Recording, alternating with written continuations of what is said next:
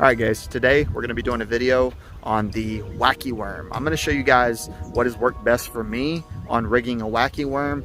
There's going to be many different ways you can do this, so let's go ahead and get right into it.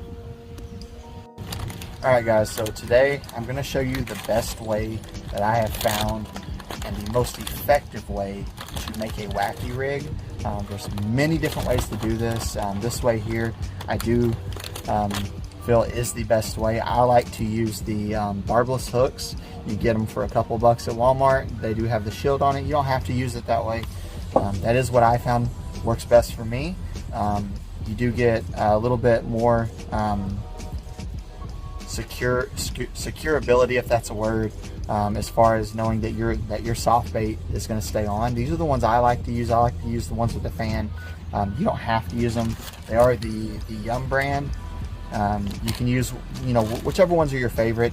The way I like to do this is I take this little tool here. You can get it at Walmart for about $5.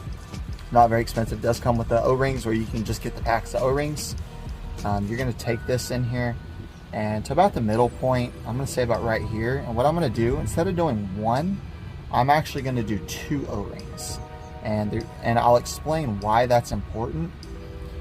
So once you get it on there, get it to about where you want it. This one has the big segment right here in the middle. I found that's my favorite spot to put it. So I'm going to run both of those in there, and then I'll show you what to do next. So once you get that, we're actually going to get the hook ready. Let me grab that real quick. So this will make it where when you are throwing your bait out, your hook does stand straight up. If you use one, what's going to happen is when it's in here like this, the hook will tend to fall over. You don't want that to happen. And then also this will help secure your soft bait on a little bit better.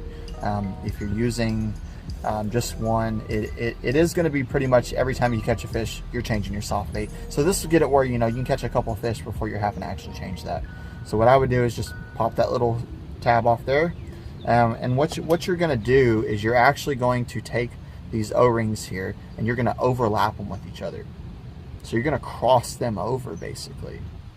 See if I can get it to cross over. Sometimes it wants to do it pretty easy and other times not so much. Okay, there we go.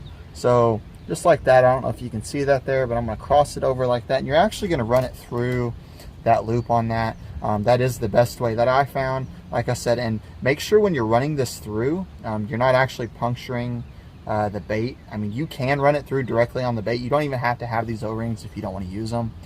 Like I said, it's really going to be preference. So you can run it directly through the bait. You can use the O-ring, you can use the double O-rings, which is what I typically use. And what this does, like this just gives you that assurance that, so it's not going to lay over as easily. And then when you put it on there, it's going to stay on there just like that.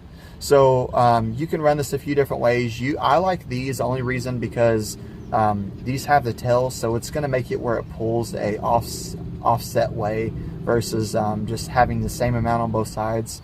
You're not going to get that same amount of reaction that you would on if you ran just a standard worm without a tail. There's going to be a lot of different ones you can do this with. Some people even have sleeves that they run on them. They are a lot thicker, so they're about I'm going to say a 1/2 inch to 3/4 inch wide. So they actually do give you a little bit better stability than the O-rings. But if you don't want to do that, this way right here will work just as well. So let's go ahead and see what happens. I'm going to go ahead and give this a try. I'll let you guys know if I catch anything, and we'll go from there. And good luck fishing, and hopefully we'll see you guys in the next video. I appreciate you watching. Alright guys, so update. Tried to go there fish, got everything ready to go out there and see how we were going to do on that Wacky worm, and they actually padlocked it shut. Got ran off from there, told that we're no longer allowed to fish there.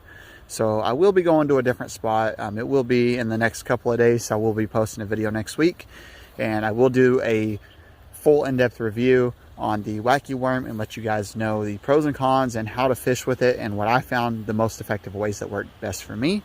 But until then, I appreciate you guys watching. Make sure you like and subscribe. Make sure you hit the notification bell, and we'll see you on the next video. Have a great one.